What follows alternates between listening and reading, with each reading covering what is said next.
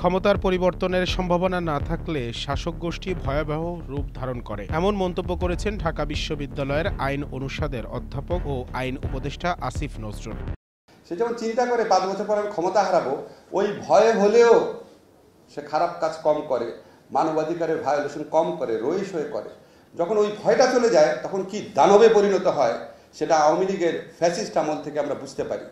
আজ শনিবার ঢাকা বিশ্ববিদ্যালয়ের মোজাফফর আহমেদ চৌধুরী মিলনায়তনে আয়োজিত 11তম মানবাধিকার সম্মেলনে প্রধান অতিথির বক্তব্যে তিনি বলেন, ওয়ালটন এখন দেশের সীমানা পেরিয়ে পৌঁছে গিয়েছে 50টিরও বেশি দেশে।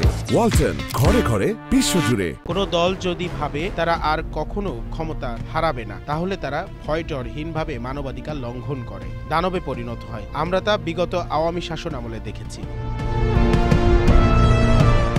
আসিফ নজরুল আরও বলেন, রাষ্ট্রের 3টি প্রধান অঙ্গ নির্বাহী, আইন ও বিচার বিভাগ। সমস্যার সমাধান না হলে মানবাধিকার রক্ষা করা সম্ভব নয়। শুধুমাত্র আইন তৈরি করে মানবাধিকার নিশ্চিত করা যাবে না, আসল জায়গাগুলোতে সংস্কার আনতে হবে।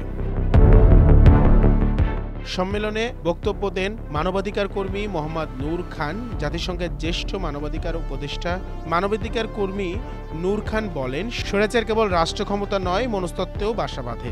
সেটিকে প্রতিরোধ করতে না পারলে গণতন্ত্র ধ্বংস হয়ে যাবে।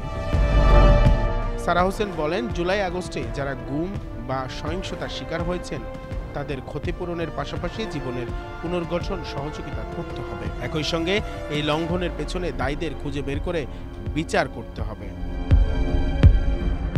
সম্মেলনে গুম, হত্যাকাণ্ড ও রাজনৈতিক সহিংসতায় ক্ষতিগ্রস্ত পরিবারের সদস্যরাও বক্তব্য রাখেন। বক্তারা আশাবাদ ব্যক্ত করেন, ধারাবাহিক নির্বাচন ও প্রশাসনিক সংস্কারের মাধ্যমে দেশে মানবাধিকার পরিস্থিতির উন্নয়ন সম্ভব।